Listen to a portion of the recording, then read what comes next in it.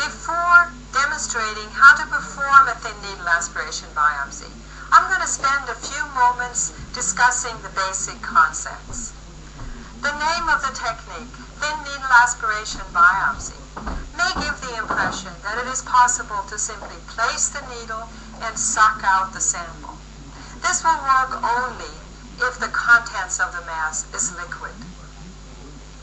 With suction alone in solid targets, there will usually only be scant and often non-diagnostic material.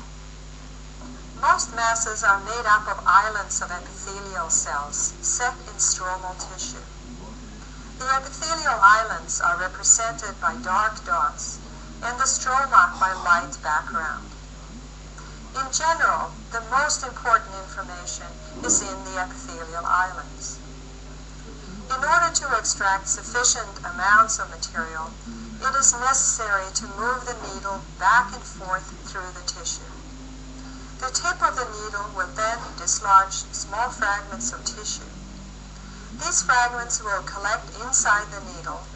Applying suction helps in collecting and transporting tissue fragments up through the needle.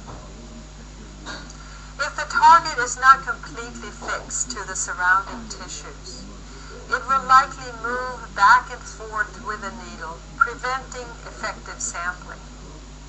Therefore, it is important in cases of palpable targets to hold them down firmly. In larger targets, 3 centimeters and up, this can usually be easily done by using the thumb and opposing fingers. However, in smaller targets, it is more effective to use the forefinger and middle finger. Note how close the fingers are to the nodule in order to keep it firmly in place.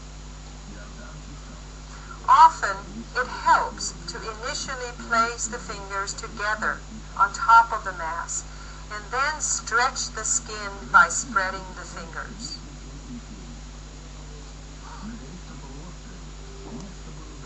Specific pointers for how to immobilize and approach difficult and unusual targets will follow in a special section.